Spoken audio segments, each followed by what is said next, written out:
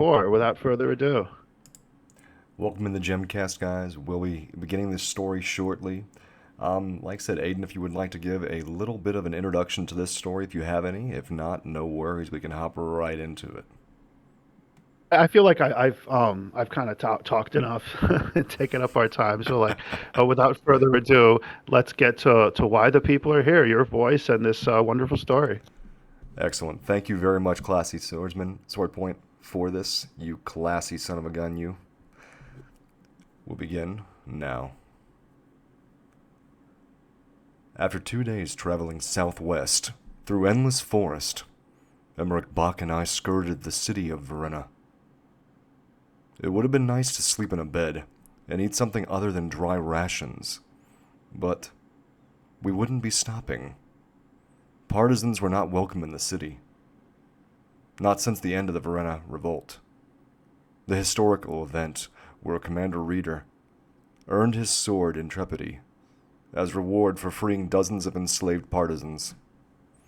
In the end, the city surrendered, but in an unprecedented twist, was granted full independence by the Countesswoman Faust.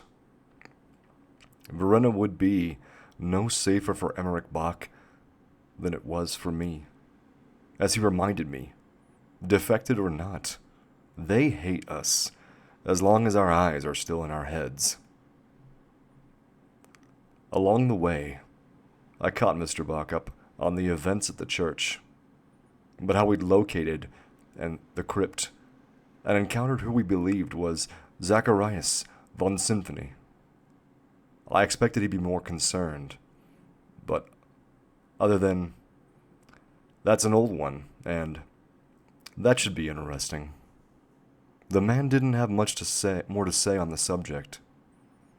According to the elder partisan, it wasn't unusual for some long-lived devourers to take extended naps, and we had most likely awakened Zacharias from his. Our journey was uneventful, and upon reaching the Amali shoreside, we sloshed through the abundant corridors of a waterlogged cavern until we arrived at our destination on the opposite end. A defected Celestian navigator waited for us at the edge of the inlet, urging us to hurry and board the embark. It would be another day and night before we arrived on the island. Other than the 6 territories and the Isle of Palisade, there were of course a number of smaller masses making up the whole of Auditoria. Some had been charted, some had not. Most had been discovered and were surveyed by the Assembly. How have Palisade forces not found you here? I asked. Perhaps they have, Father Strauss, and perhaps our forces are better. Father Strauss, how bizarre. Would you mind calling me Andre? Only if you start calling me Rick instead of Mr. Bach. Once we arrived at the island, we journeyed through another dense forest until Rick and the sleeping Celestian escorted me through yet another cavern. This one was concealed between a gate fashioned from sticks and vines. I thought of Sinclair then, always looking for something in nothing. She'd have seen the door. The first chamber past the entryway was sprawling. There were upholstered couches and pelt rugs. There was fire and laughter, and partisans of all shapes and sizes mingling and going about their business. Enjoy your rest, Father? The navigator slipped off with a smile in Emmerich Bach's direction. She hadn't been speaking to me. Father, I asked, I didn't realize you were still serving. I have abandoned the Palisade, Andre, but not my faith in Amalia. Why haven't we spoken on the matter? The elder smiled. What is there to speak of, really? A gruff voice emerged from the darkest corner of the chamber. I'll be damned, said the man. Where's that attitude been our entire lives? The man who approached was without a doubt Strachan. He was blond, bearded, and overall unkempt. His shoulder-length hair was matted, a fashion more commonly observed among the Indician. The air around him smelled of tobacco and cloves. Those around us carried on uninterested. Pages were turned. Conversations were had. An Indician and an Amali stopped just short of fornicating in the corner. The Strawn flicked his head in my direction. You're the one, eh? If you mean Rick's guest, then yes. Right, the Strawn said. You're pissing me off already. A man in his 40s. The stranger was lean, well-muscled, and a top off my chest and height. I knew he could hear my heart battering furiously, the same way I could hear his. Slow, steady, unfamiliar, yet so familiar. The mannerisms, the stance, confident, teetering on the border of arrogance. Always expecting. The eyes. Her eyes. By the goddess, I said, you're Rian's father. I got a bloody genius on our hands, haven't we? Right, well, now we've got that bit of pointless trivia out of the way. There's something you need to know. This is our place. Mine and Rick's. Fuck with it. Fuck with us. You don't want to fuck with us. Clear? Yes, sir, I said. The Strawn grunted. Satisfaction? Disgust? By the by, Mr. Sinclair turned to his friend. I've been missing a flask. You know the one, yeah? Engraved with my initials. Keep an eye out. I know what it means to you. After a nod, Rick flicked his steely gaze in my direction. The emphasis was unnecessary. However, I certainly wouldn't be the one to tattle. And with that, Emmerich Bach left me at the mercy of one of the Palisade's most infamous defects, a man rumored to be unhinged on the best of days. The lair housed 54 partisans. Not staggering, but still impressive, since its inception just over 2 decades ago. While we toured the compound, the senior Sinclair shouted at the curtains behind which I imagined there were bedrooms. Oi! Got a space for one more? He'd ask. And the response was universally, No! We're due for an inspection, he said. Gonna have to stash you lanky ass under a goddess-be-damned table. Still more comfortable than a silver cell. But we did eventually find a room where my guide offloaded me into the company of a pair of colorful strangers. As he closed the curtain behind him, he said he'd find me again in the morning. Oh joy. You're new, said the girl. She couldn't have been more than 15 years old. How do you know Rick and Reedon? I hardly do, I said. Unusual circumstances. Oh well. They rescued most of us and raised almost all of us, but we've picked up a few strays along the way, you know? I was wondering if you were one of them. You'll have to forgive her, said the boy. Relatively the same age as the girl, but this one was enormous. 1.5 heads taller than I, with shoulders twice my width. He was Indetian, I believed. But not quite. His hair was too red and his face too freckled.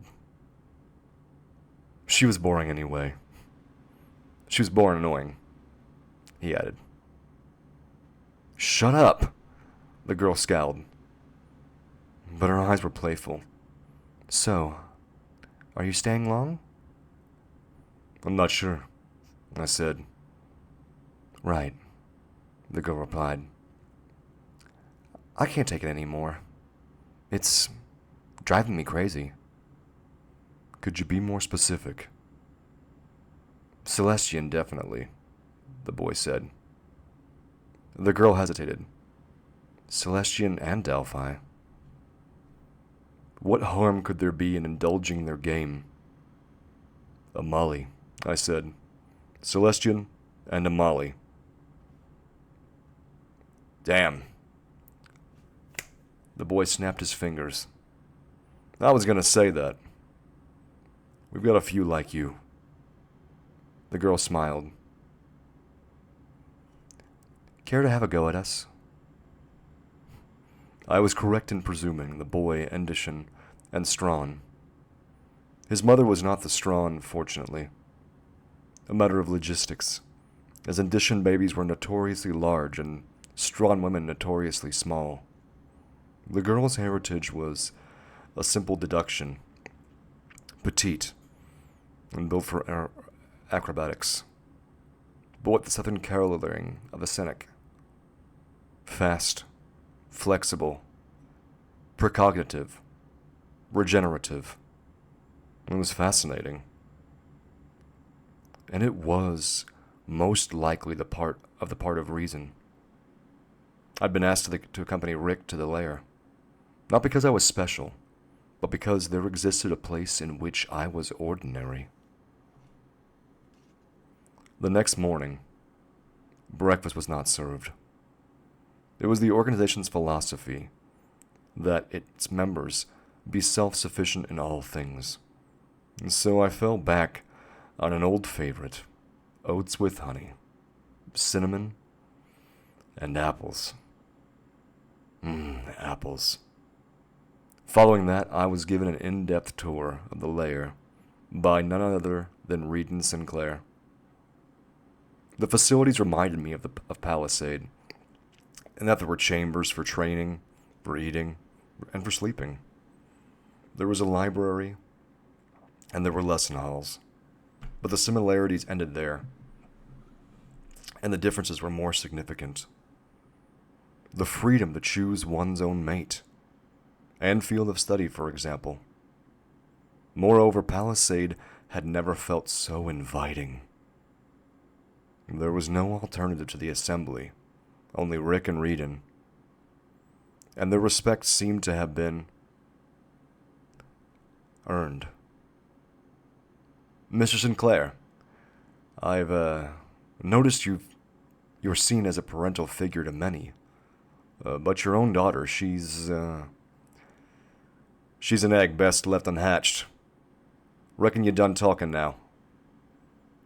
Forgive me, sir, but Reen has long since hatched. You prepared to keep your trap shut for the rest of the way, lad? In the interest of peacekeeping, I obliged. The final stop on our tour was the most interesting. A vast, rectangular chamber designed much like a crypt. There were plaques on the walls with names, but instead of drawers, there were silver cages. And in each one of those cages, a miserable-looking devourer. Those who worked in the laboratory contended without interruption. Repeat after me, Reedon said. Apart from now, I've no clearance to be in the lab. Apart from now, I have no clearance to be in the lab. We work on an audit system, he said. That means no doors and no locks, except on those cages. Now repeat what I said afore. Apart from now, I've no clearance in the lab. Again. Apart from now, I've no clearance to be in the lab. Again. Apart from now. Pissing hells, lad. When something stops making sense, stop doing it. Better yet, start questioning it. The smirks from those around us told me they'd all had a similar interaction.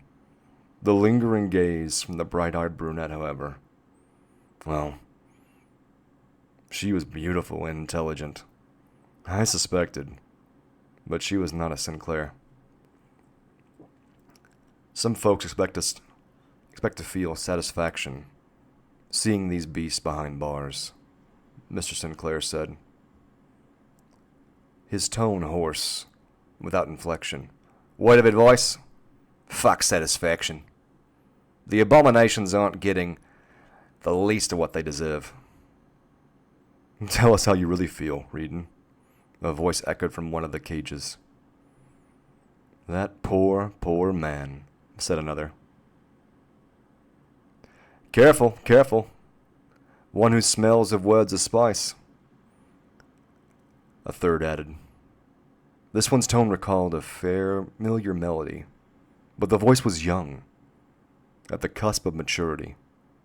According to the plaque, his name was Jacob Adler.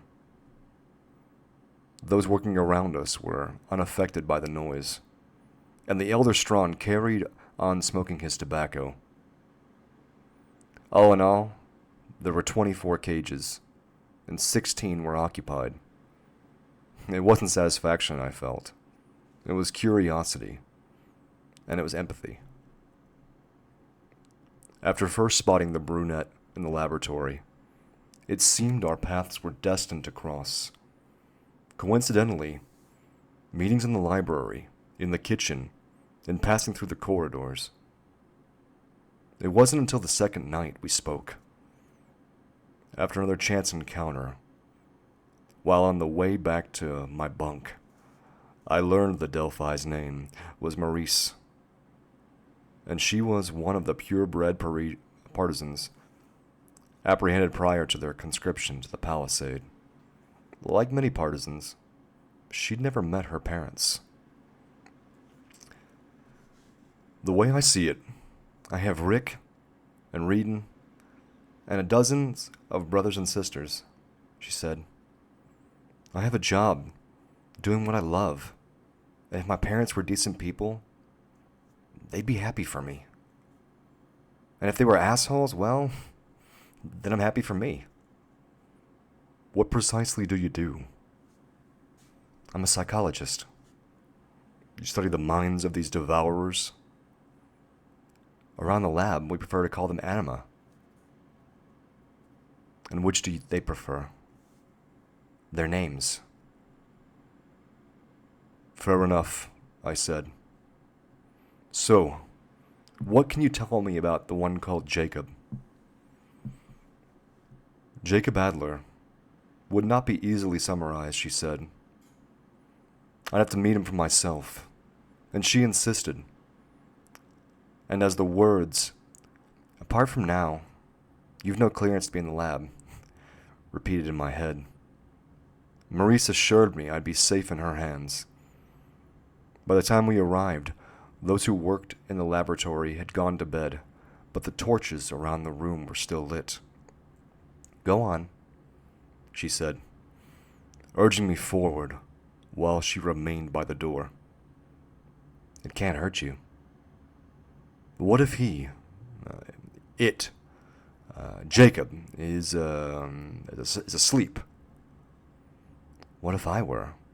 Jacob asked. Would you watch me as they do? Given the tone of this voice, I had expected the devourer to look young. And he did.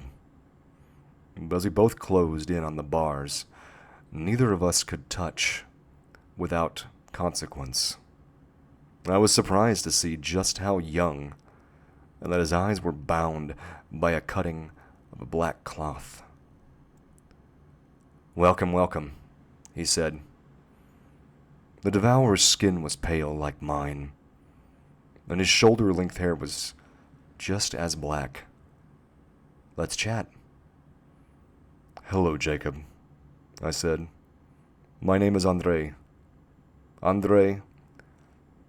Son of Andreas? Why, I recognize that smell. How is your father besides dead?" "Spiteful one, are you?" "I've so many things. I've lost track. Andre, son of Andreas." "You knew my father," I remarked. "Did you know my mother?" "Yeah. She often brought me books." "But you're blind." "Exactly. Your mother was a bitch." I was spared a glance over my shoulder, looking for Maurice. But I was now alone in the laboratory. She said it would be fine, so... "You seem to know a great deal about me, and here I know nothing about you. How old are you, Jacob?" One, 0,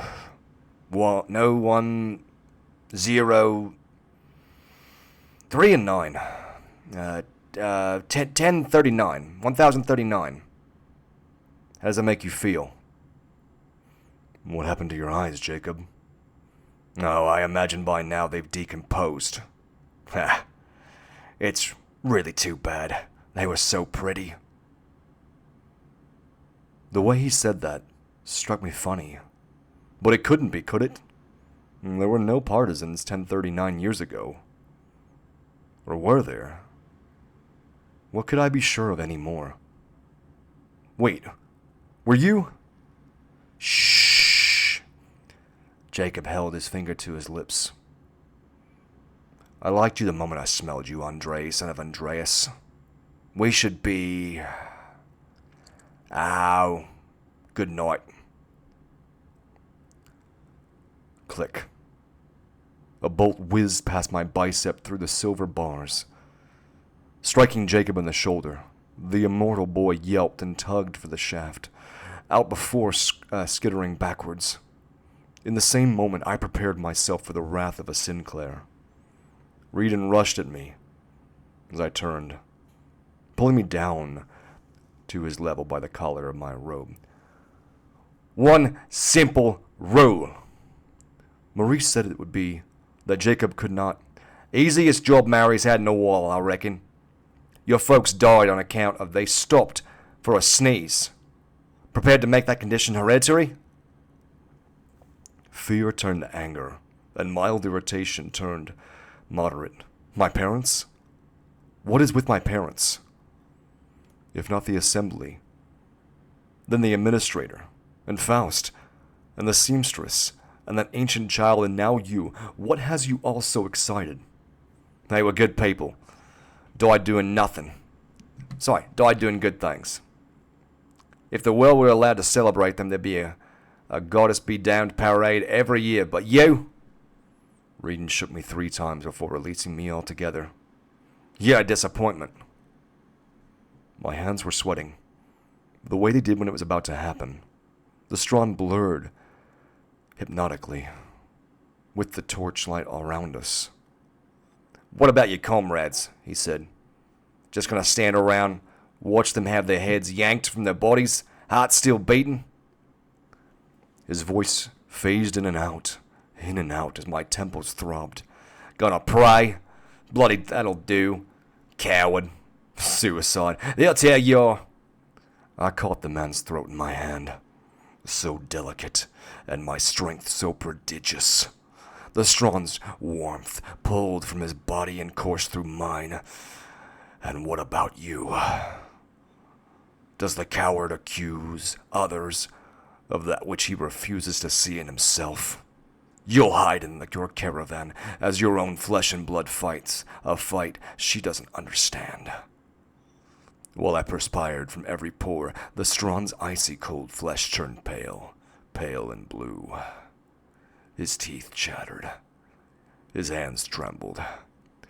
Were it not for the eyes, so like hers, so full of anger, guilt, passion, Sinclair.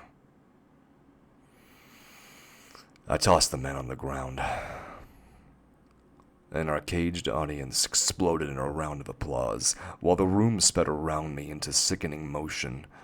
I could hardly breathe, and the thirst was unbearable, like swallowing a mouthful of sand, while the laughs from the anima around me were hollow and thick, garbled, as though submerged under water. I staggered through the laboratory.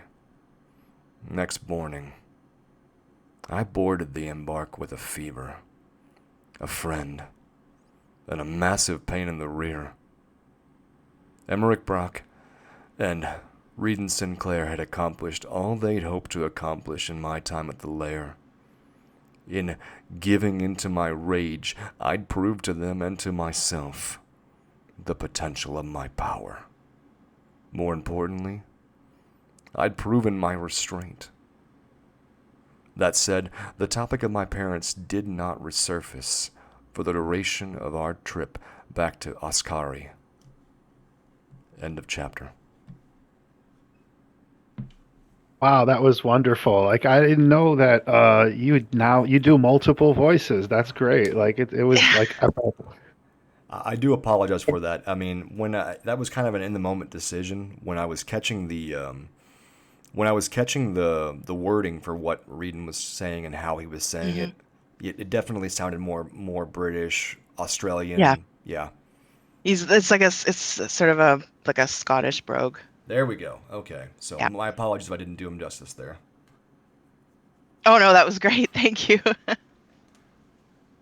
oh, wonderful chapter. Like I thought the dialogue was exceptional.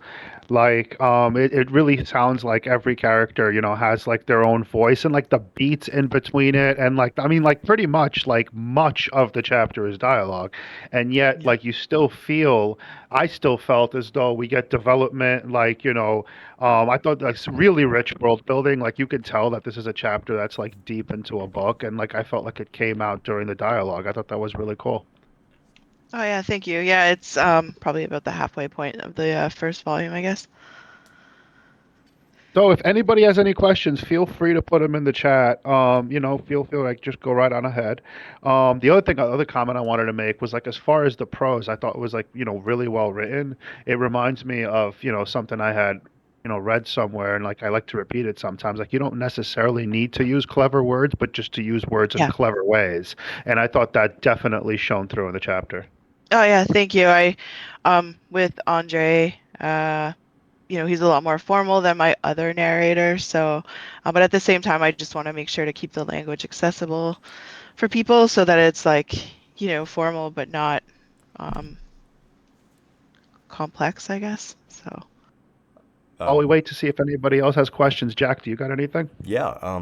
So Classy, in this chapter we have a lot of different races mentioned or whatnot, and obviously, if we're in the middle of your story, reading your story, I expect that would be really fleshed out and explained. But for those of us who are getting just a snapshot of your story, can you please explain to us more of the racial dynamics of these peoples? We have, I think, the like 4 or 5 different races here, and if you have any, any real background that you can give us to kind of help us pull that picture further from what you gave us in this chapter. yeah, so there are 6 races of people throughout the world. Then there are partisans, which are sort of like a special subsect of those 6 races who have, I guess, special powers. So there's the Amali who have sort of a super strength and constitution. The Strawn, they are super speed and agility. We have the Celestian who are elementalists, sort of particle manipulation.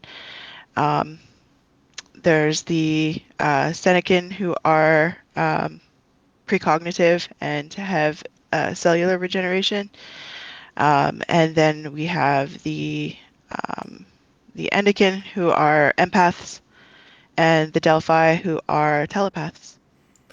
And these partisans are conscripted from a young age. So when they are 8 years old, they're identified by sort of like a bright gray eyes, and they're conscripted and brought to sort of a military compound, I guess you could say, um, central to the world, and they sort of function as like the world police, I guess you could say. So, further going into that, I got tripped up in the early part of the story because, when I read the word partisans, I'm instantly thinking of revolutionaries, people that are going to the hills doing guerrilla fighting. And so that's my instant mental picture that I had. I don't know if that was for anyone else, but obviously it became very apparent throughout the story that that's not what those are. So, what chose you? What gave you the desire to use that word as as that component of these special people that are, put together as wholes? Just I guess there's two parts to it, just them sort of being a separate subsect of the regular people. Um, so kind of a more literal interpretation of the word. And then, of course, there's we're introduced to the creatures, the devourers or the anima, in this chapter, and they are sort of a supernatural creature that have all of the powers of all of the partisans combined into one. Sort of inspired from I want to say it's kind of a combination of a vampire without the blood sucking. They sort of just feed on life energy, and a ghost where they're stuck in sort of a trauma pattern. Um, and so partisans sort of have all of those powers, but split into six. So again, just sort of a more literal interpretation of the word. Okay, okay. We have a question. Do partisans have a choice in being partisans? No, they're born that way. They have the signature gray eyes that no sort of regular person would have. So that's just their fate. That's just their lot in life. And many parents, when they have a partisan child, they choose to just give them up right away, put them into an orphanage so they don't have to say goodbye in 8 years. Others choose to raise their partisan babies until they're taken away at 8. Some are born from breeding, I guess, and are raised in an orphanage until they're 8 years old as well. What inspired you to like have like this is a really fleshed out, deeply world built, world for lack of a better word. Like what inspired you to like create some of these things that you're describing? Um, I guess it started with Rian was actually my Dungeons and Dragons character. I thought she was cool, so I wanted to create kind of a world. I wanted to deconstruct the vampire and sort of almost reintroduce it as if we've never heard of this creature before, and then sort of modify the terms of the vampire, I guess. And yeah, that's the central mystery, I guess, of the story is how did these partisans become what they are? How, did they always exist? Were they made? And again, in this chapter here, we have Andre learning that Jacob might have been a partisan before he was a devourer and he had his eyes removed.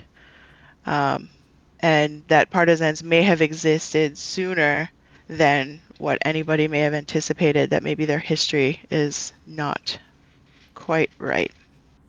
Oh, you're saying that they always existed and as opposed to evolving, or was that an aspect as well?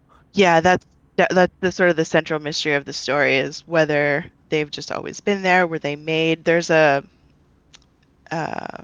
guess a theology around it where they were blessed by the gods, and that's what they've been told is that they're sort of these blessed beings who are meant to serve the world sort of thing. But as the story evolves, we wonder if that's true. And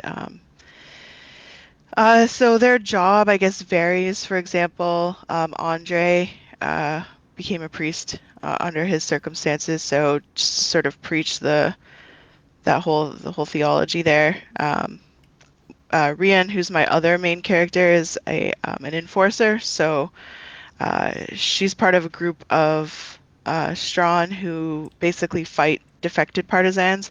So any partisan who tries to run away from Palisade, will eventually get hunted down and killed. And so my other main character, that's her responsibility there. Awesome. Like, if anybody else has any questions, please keep them coming. Like, I'm sorry, Jack, did you have anything else you wanted to say? No, I can't really think of anything off the top of my head. I mean, you've answered a lot of those things. I do apologize. I know I asked you ahead of time, hey, what are some notes on pronunciation for certain ones? And man, in the moment, it's so hard to remember those when you're just, because I'm like, oh, snap. So I know I messed up on the Strawn like the very first time, so I apologize so much for that. Oh yeah, no, that can go either way. It can be either Strachan or Strawn. Both are, I guess, technically okay. And then yeah, Ridian was the only one that was a bit weird. I, I But do I do apologize for yeah, that. I'm It's not. No, that's fine. Oh, I definitely enjoyed, like I said, the world building, like the different names, the writing. Like it seems like it's like a really deep story. There's a lot to it, and so I think it's an interesting choice too to like have us experience the chapter that you chose because it really like leads us into the world and to give us like a sample of like what you have for the reader. Finally, is there any romance in the story? Yeah, so the whole story is told. There's, I guess, two narrators, two points of view. We've got Andre here, and then we have Rian, and they are uh, in a romance. So the two different perspectives are also the primary romance of the story. Yeah, and then a lot of the foundation is built on sort of the gothic horror. So there's a lot of romance in that sense as well, and tragedy. So And I have a question. What about my demolitions girl? Like, who is she, and when can we expect to see her? yeah, so she's the daughter of one of the councilwomen who sort of, there are six councilwomen that run the assembly and basically run Palisade. And she's the daughter of one of those. She is a telepath and she is a tinkerer. So she likes to play with black powder and invent things. She's invented sunglasses in this world and pepper spray. Yeah, she's a lot of fun. Her name is Adeline. Yeah, she when she appears on your ad, like I always thought that, like I'm like, okay, like yeah, this like we could definitely do something with this character. Like I feel as though like, she would get like a lot of positive attention. People would want to know about her story. Are there any non-partisan main characters? So the primary points of view are two partisans. So um, not in the sense of anybody narrating, but there are non-partisan characters who um, do play an important role in the story.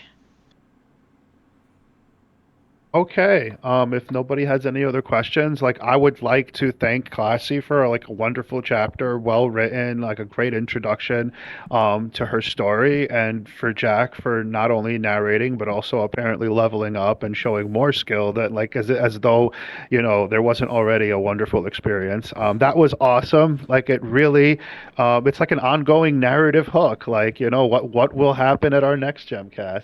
Stop it, Thank you, stop Jack. You it. have anything else you want to say? No, no, no. I hope that everyone enjoyed it. I know that it's a little different. It's difficult when I try to do more voices, but with the amount of dialogue that was in this chapter, I felt it was very important to try to give a slight differences in voice here or there because otherwise it would just blend a little too much together. And so I do hope that I gave a decent job for it. And thank you again, Classy, for the chapter. I did enjoy it. All right, with that, that concludes our fourth Gemcast. Thank you, everybody, for coming. Thank you for the chapter and for the reading, and I look forward to having more of these in the future. Have a wonderful day.